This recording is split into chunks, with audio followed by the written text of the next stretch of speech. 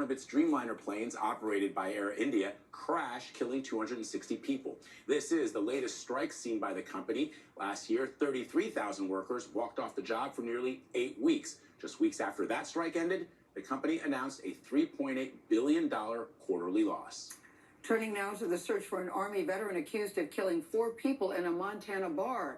Officials say that 45-year-old Michael Paul Brown fled the scene after opening fire with a rifle. They've shared this photo of him taken right after the shooting. He's wearing only, as you've seen this picture, black shorts. Brown is considered extremely dangerous. Omar Villa from Anaconda, Montana, with the latest on the story. Omar, good morning to you. Good morning. The search for Brown is ongoing, and just behind me, that's where police blocked off the road. Just up the mountain is where they're focusing their search. Brown served in the Army and in the State National Guard and is an avid outdoorsman. Tragedy struck the small, tight-knit mountain town of Anaconda, Montana on Friday.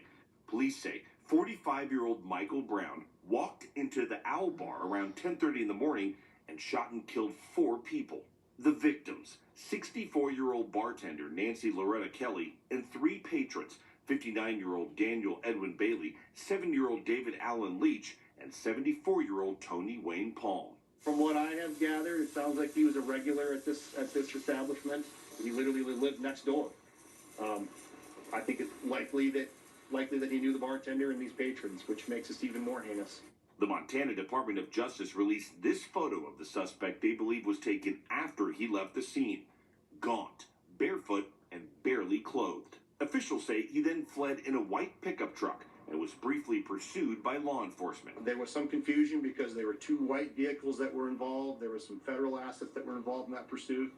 I believe that was the last law enforcement contact. We spoke to some local residents who say they know the suspect and claim he has mental health issues. He would tell us stories that he's John Wick one day, or he was the president's right-hand man. Shane Charles was also friendly with one of the victims, bartender Nancy Kelly. Nancy was a fun, bubbly person, always happy, had a smile on her face, always the first to say hello, how's your day going? All of the victims were great people. Our community is suffering because they've lost some great people. A small army of officers is searching for Brown. In fact, they were using a helicopter last night around the mountain. There's a $7,500 reward for information that leads to his arrest. Omar, thank you. In Tennessee, another manhunt this morning. 2 men are under arrest accused of helping the suspect, a man accused of killing 4 members of the same family nearly a week ago. 28-year-old Austin Drummond is still on the run, considered armed and dangerous. Police say he killed the mother, father, grandmother, and uncle of a baby girl, then kidnapped the child before abandoning her in front of someone's home. Police say he knew the family. The 2 men arrested over the weekend are accused of helping Drummond after the killings. A weak jobs report rattled Wall Street last week, and so did the president's response. On Friday, he fired the messenger, the official who delivers the jobs report. He claims the whole thing is rigged against him. Weijia Jiang is at the White House. Weijia, good morning. Vlad, good morning to you. Good morning, everybody. That jobs report was released on the same day the Trump administration's reciprocal tariffs were announced.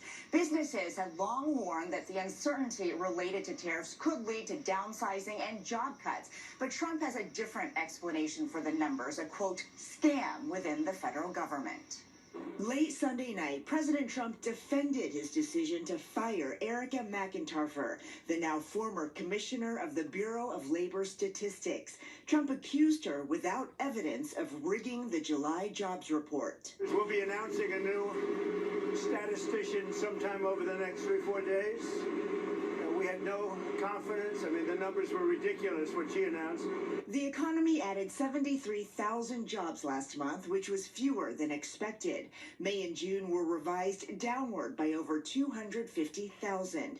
Asked if there was evidence the numbers were rigged, National Economic Council Director Kevin Hassett said the revisions are the evidence. There have been a bunch of patterns that could make people wonder, and I think the most important thing for people to know is that it's the president's highest priority that the data be trusted and that people get to the bottom of why these revisions are so unreliable. Trump claims it's not the first time McIntyre has manipulated the numbers. If you remember, just before before the election, this woman came out with these phenomenal numbers on Biden's economy. Phenomenal numbers. But the jobs report that came out 4 days before the 2024 presidential election was revised downward. It showed in August and September of 2024, 112,000 fewer jobs were created than initially reported. William Beach served as the head of the BLS during Trump's first term. He called his successor's firing totally groundless and a dangerous precedent, warning if any weak numbers are released by Trump's next pick. Everybody's going to think, well, it's not as bad as it probably really is, because they're going to suspect political influence. So this is damaging. This is not what we need to have. According to a Goldman Sachs analysis, the July jobs report had the largest revision since 1968. Changes to job reports, though, are common because the figures are based on estimates that are later updated as additional data comes in. Vlad.